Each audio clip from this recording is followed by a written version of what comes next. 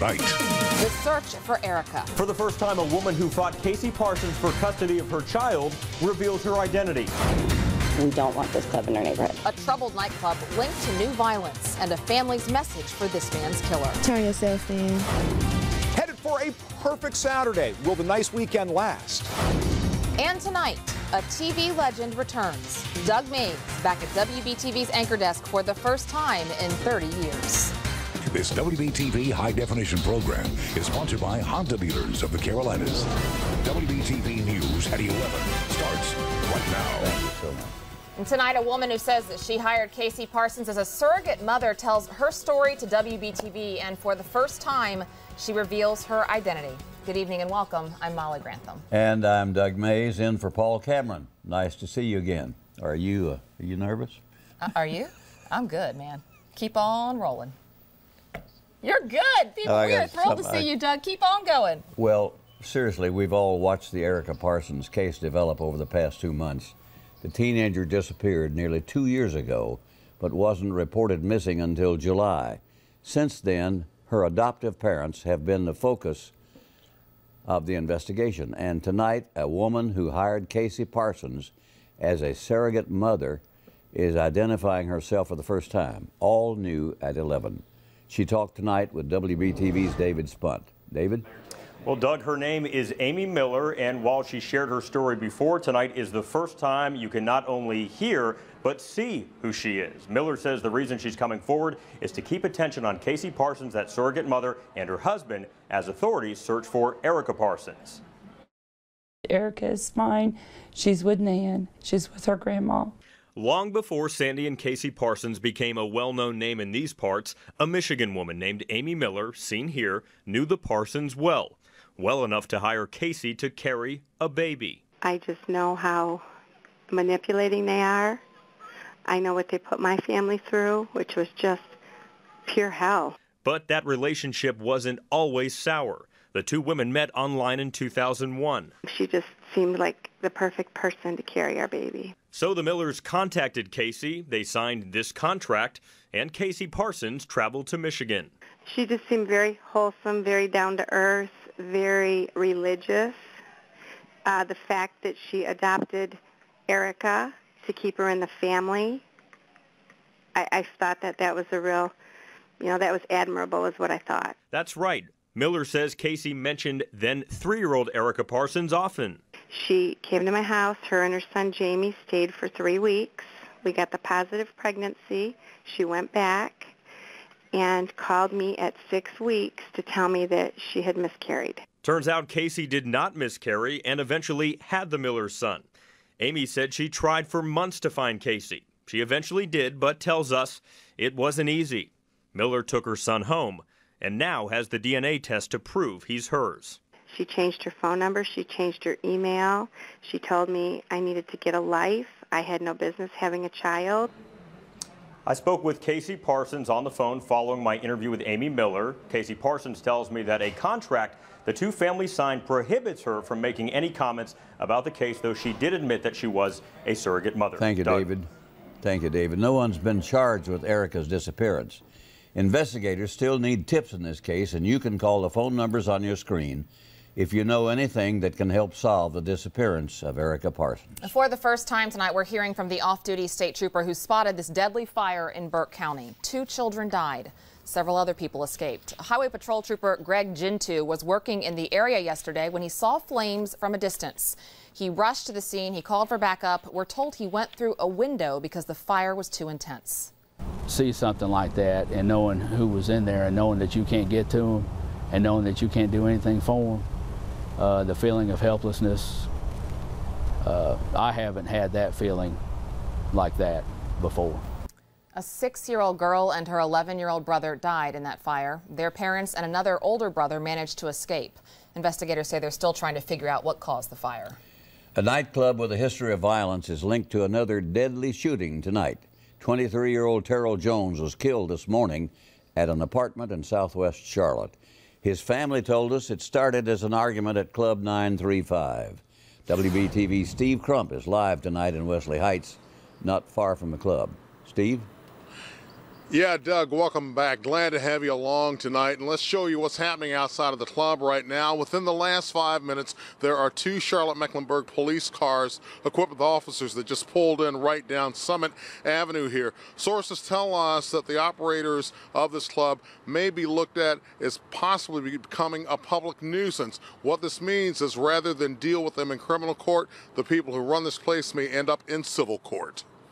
The fatal shooting of 23-year-old Terrell Jones happened in South Charlotte, but relatives of the victim said the events leading up to the crime started at Club 935.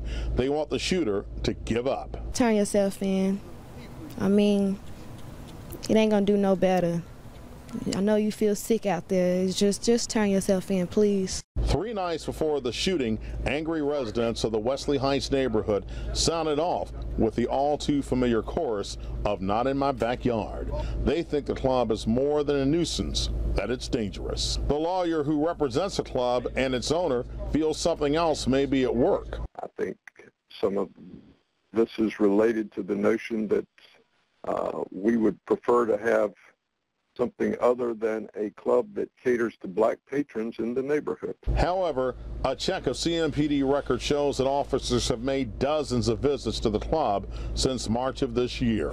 So you're just looking for a positive solution to all of this? Yes. Well-established businesses near the corner of Moorhead and Summit have felt the residual impact.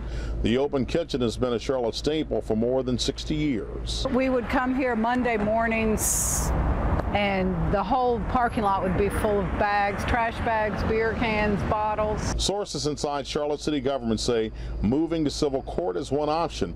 Paul Whitfield has handled similar cases for the city of Charlotte as a special prosecutor. The legislature gave this as a gift to local governments and to local police departments and said, don't put up with these trashy places. It is Friday night, which means it's one of the busiest nights of the week at this club, but as you can imagine, on a night like this, security is one big priority. For now, we're live in West Charlotte. Steve Crump, WBTV, on your side. Thank you, Steve. Police are still searching tonight for the person who killed Terrell Jones. If you have any information, call Crime Stoppers at 704-334-1600. Tonight, police say they identified these 2 men wanted in connection with an attempted child abduction at a local Walmart. Investigators say someone tried to kidnap a child from the Walmart Supercenter in Mooresville on September 2nd. Tonight, detectives are calling these 2 men persons of interest in the case. You see them right here, but so far they have not filed any charges. The presidents of the United States and Iran did something they haven't done in more than 30 years. Doug, they talked. The 2 leaders spoke on the phone tonight and agreed to work together over Iran's nuclear program. CBS's Jerrica Duncan has details. This is not just another White House photo of President Obama on the phone. This time, the president was speaking to his Iranian counterpart, contact that hasn't happened between leaders of the U.S. and Iran in decades. The very fact that this was the first communications between an American and Iranian president since 1979 underscores the deep mistrust between our countries, but it also indicates the prospect of moving beyond that difficult history. The phone call came at Iran's request. The 2 leaders spoke through translators for about 15 minutes before President Hassan Rouhani left the United Nations to return home. They discussed Iran's nuclear program. President Rouhani has indicated that Iran will never develop nuclear weapons. I've made clear that we respect the right of the Iranian people to access peaceful nuclear energy in the context of Iran meeting its obligations.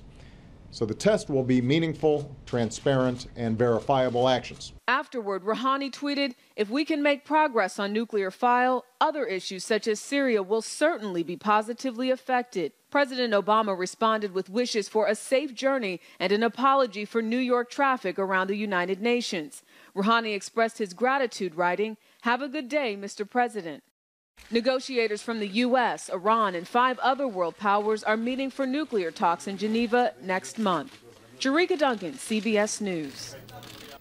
This weekend, you can help in the struggle with autism. Tomorrow is the 11th annual Walk Now for Autism Speaks. Registration starts at 8:30. The walk kicks off at 10 o'clock at ZMAX Dragway in Concord. It's a great cause. It's a huge morning. The money goes for education, awareness, and research, and we really hope the weather cooperates. Well, Let's find out. Let's do that. From a young man who could be one of my sons, and almost is. I've known him since he first came. Eric.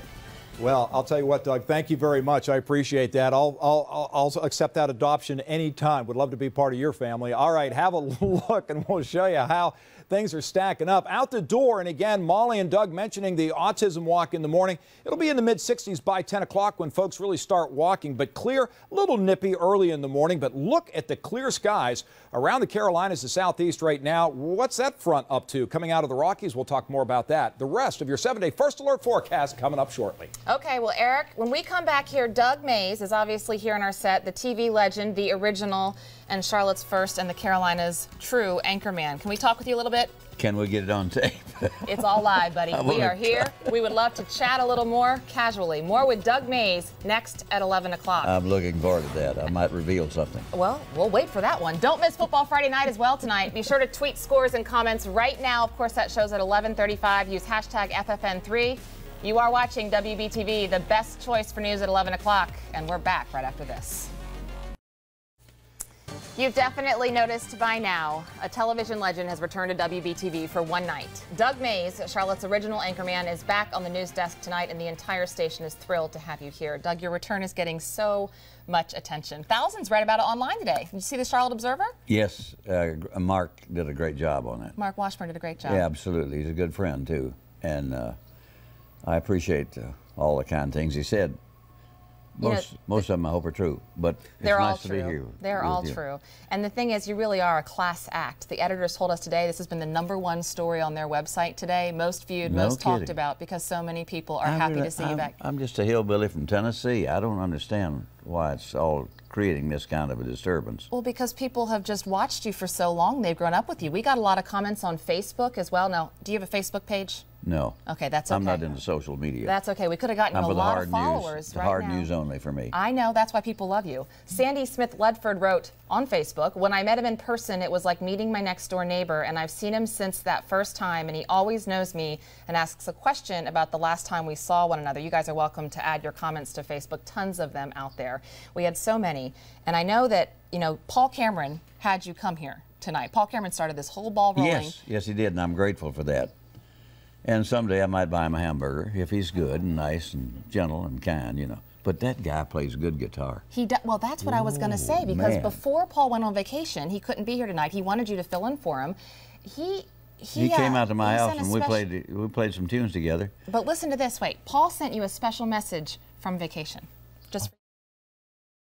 Hi, everybody. This is Paul Cameron. Obviously, I'm not in Charlotte right now, but I am disappointed that I cannot be there tonight to watch my good friend and former colleague, Doug Mays, take the anchor desk at WBTV for the first time in more than 30 years. I know you won't want to miss it, so be there tonight. And Doug, I know you don't need it. The professional that you are, go break a leg. And folks, I'll see you back in Charlotte very soon.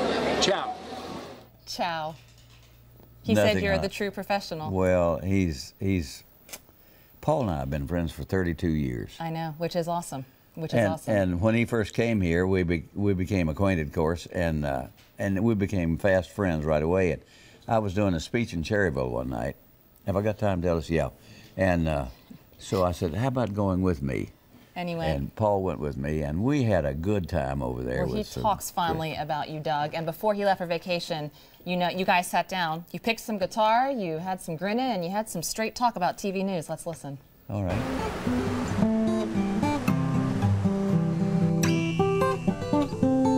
Carl Douglas Mays learned how to perform in front of people from his rural roots. This was the house you were born in. The house I was born in 1921. A family of music. And they were all musicians. They were hillbilly musicians. Doug's talents took him to Nashville, playing bass fiddle at the Grand Ole Opry. But his career hit a fork in the road when a close friend asked, "You going to play that bass fiddle and tell jokes all your life?" I said, "I'd like to have a job and get a paycheck every Friday, because right now, some days I don't eat." That was the end of Doug's music and the start of a new career.